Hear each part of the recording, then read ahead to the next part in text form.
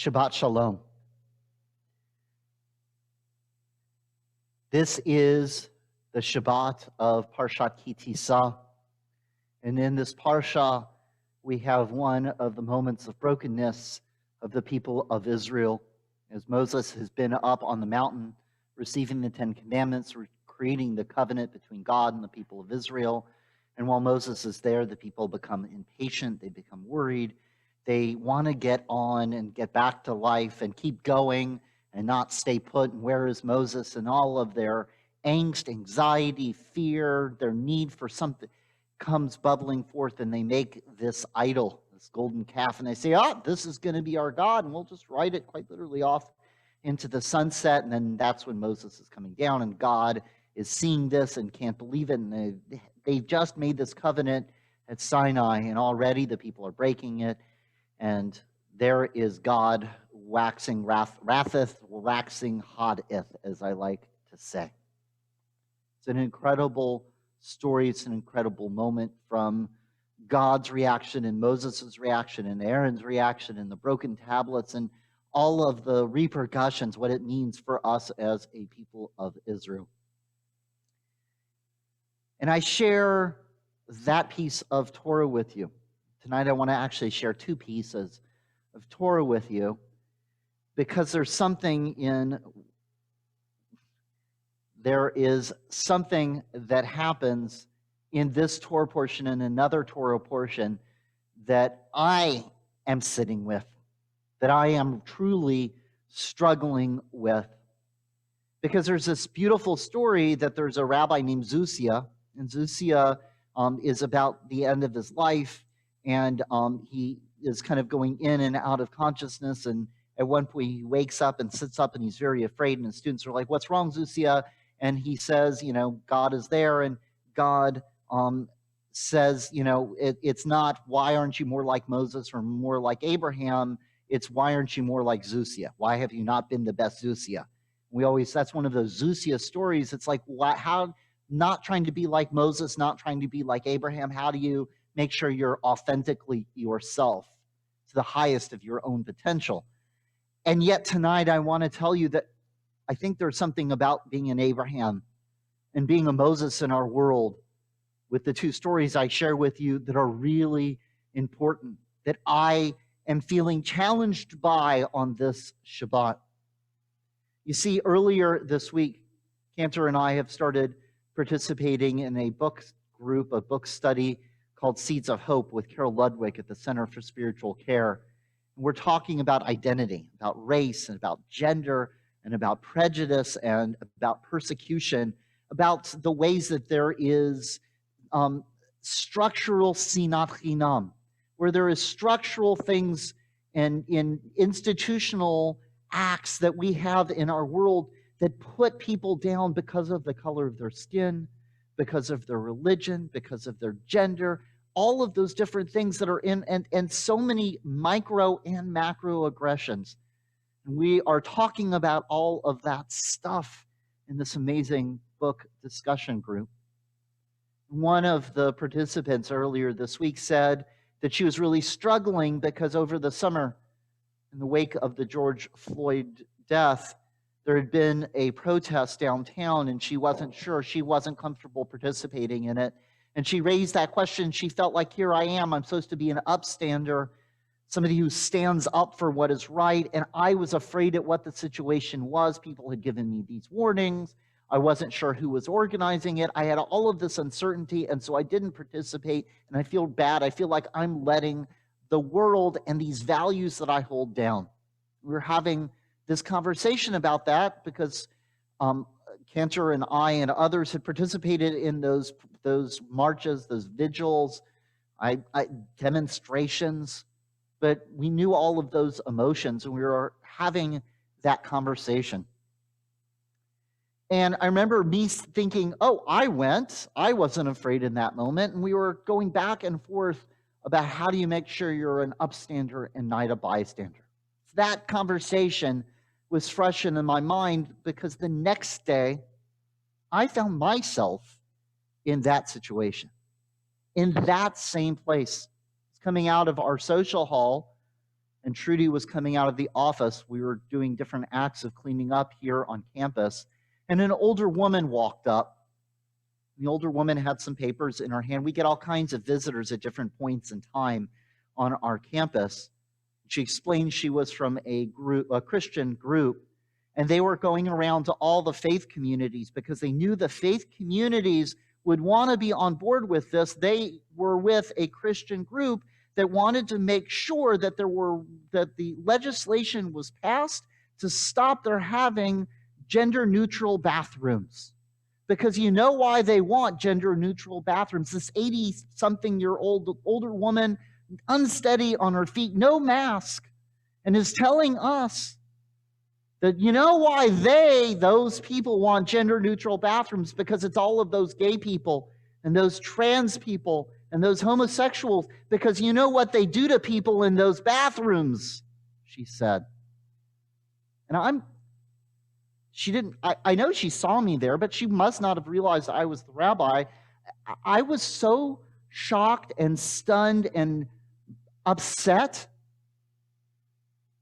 My daughter is LGBTQ. I have friends. I know the statistics of how demonized, how persecuted, what has happened to people who are LGBTQ. And yet there I was listening to this 80-year-old tell us how evil and awful LGBTQ people are, calling them sexual predators based upon this legislation, and how she was using her religious tradition to go after people because of their sexual orientation and their sexual identity. It was horrifying. It was awful. And I have to say, just like the person with the George Floyd vigil and protest and demonstration this summer, I was frozen in my tracks. I wasn't sure what to say to this woman. Because at some level, I wanted to enter an argument, tell her she's wrong, stand up. And yet there I was like, I'm the rabbi. I represent Temple Beth Shalom. I can't go get in this woman's face and tell her it's wrong. I don't think it's going to have any impact. Do I just stand here? So I was frozen, unsure of what to do. And even today, still wondering what I was supposed to do. And I share that stuckness. First of all, we're on the edge of Passover, which is all about getting out of Mitzrayim, out of our stuck and narrow places. And I'm also here in this Parsha of Ki Tisa, where Moses and God and the people of Israel, they're in this moment of confronting this brokenness, this lostness, where we let our ego, when we let our need for power or our fear or anxiety get us to this place where we can be cruel to people. And the story, in addition to Moses, that I had in my head is, I want to be Abraham. Don't you know? Think about what Abraham did when God said, I'm going to go and destroy Sodom and Gomorrah. And this story fits with this moment in Ki Tisa because two things are happening that make this so powerful. In both stories with the golden calf and Sodom and Gomorrah, God says, I'm not going to tell Abraham about what I'm going to do. And God says, I'm not going to bother Moses with this. In both of those stories, God is saying, look, the punishment, the consequence is destruction. You have violated the way you're supposed to be moving through the world. You're done. That's how I was feeling. I wanted to just have that argument, that way the woman was talking. I just wanted it gone. What do you do? Abraham, what did Abraham do? Abraham went to God. And Abraham came forward, and he says, are you going to sweep away the innocent along with the guilty? What if there's 50 innocent within the city? Will you wipe out the place and not forgive for the sake of the innocent 50 who are in it? And then he adds this, far be it from you to do such a thing, to bring death upon the innocent as well as the guilty, so the innocent and the guilty fare alike. This is Abraham. He also does this in another place where there's a human war going out, and he goes in and stands up and says, this is the way that it should be. Abraham comes and stands in front of God and says, God, you are not being just and righteous. It's great, God, for you to say are people behaving badly. There are people being destructive. There are people who are taking their own ego, their own need, their own power, and destroying other people. Yes, I get that. And there needs to be a consequence. But God, if you make the consequence so severe by wiping out the whole city that you destroy everything, if you don't temper and balance your judgment and your justice with compassion and kindness, you will have no world left. And it's not the argument that Abraham's making that catches my attention, is that he has that ability to go up and confront God in a powerful, kind, compassionate, but firm way and say, no, here's how you're supposed to do it, God. We know that Abraham and God have a back and forth. Even Sodom and Gomorrah ends up destroyed, but we still have this model of that's how you're an upstander.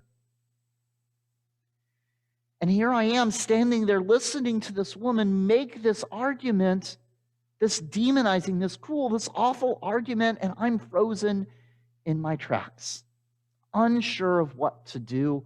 Why can't I be Abraham in those moments? And as that has been bothering me, weighing on me, I then came across this commentary of Ki Tisa. Because God is, wrath is waxing hotteth again. God is ready to destroy, to wipe out the people of Israel. And God tells Moses, like kind of God tried to push Abraham out of the way, God pushes Moses out of the way. God says, let me be, Moses. I just need to do this. I need to let it all hang out and take care of this people because they're not going to listen to me. Look, they're making golden calves. But Rashi picks up on a little piece of language, Rabbi Shlomo ben Yitzhak of the 11th century. And he notices in the language that God says, turn away from me, Moses. I can't stand people right now. Rashi looks at that and realizes that God's request is to Moses, let me be. And Rashi interprets that to mean that it's actually a plea to Moses. It's the opposite. It's not leave me alone. It's leave me alone. As Jill often says, the people at their worst is when they need you the most. God is actually saying that to Moses. Don't let me be. Don't leave me alone in my anger. Rashi says that the exact thing God is saying by pushing Moses away is that God needs Moses to be a calming presence, to be a caring presence, to be a binder of wounds, to lift God up. Not to be in that moment confrontational, not in that moment to be making arguments, just to be there, kind and compassionate and saying, you know what, God, this is bad, but we can do this. This people is worth saving. Our covenant is worth saving. We can get through it together. And as I read that commentary, as I thought about that interaction where I stood and wasn't able to go and be Abraham in that moment, I remembered something else from our conversation that we had on Tuesday. That somebody said, you know what, not in every situation can you be an anti-racist. Sometimes you need just to be pro-inclusion. Sometimes you can't stand up. You don't have the tools or the language or the energy or the diplomacy to go and stand up in every situation to all of the evil in our world. Sometimes, like Moses, you have to be the one who goes and cares for the person that's hurt, who tries to lift up the downtrodden. You might not be able to break every form of racism or sexism or homophobia, but you can take care of the people that are hurt by that kind of hatred. And so that, as I was sitting there, as I've been going through this week, I realized what an incredible model, what an incredible challenge, what an incredible image that I need to have in my heart and in my head. That I need to aspire to be Abraham. Aspire to be that one that can take on, that can challenge, that can come forward and say, we need justice and righteousness, and we've got to temper it with mercy and kindness. To be that upstander, the one who stands in the breach. But even as I say, we have to aspire and work and get better at doing it, I also have to give myself permission. Those moments where I only get to be Moses, a binder of wounds, a caregiver, someone that in that moment when somebody is enraged, that they get that hug and that careness and that awareness and that sensitivity, that it's okay, that I have to forgive myself for being a Moses in those moments. It is a challenge. We live in a challenging world. And yes, we have to make sure we find out who we are and how we move through the world. But it's also my hope. It's also my dream. It's also my reminder to all of us. Let us find strength. Let us find passion. Let us find inspiration to bring out the best of our Abraham and the best of our Moses, so that in our world we can truly find shalom. Shabbat shalom and amen.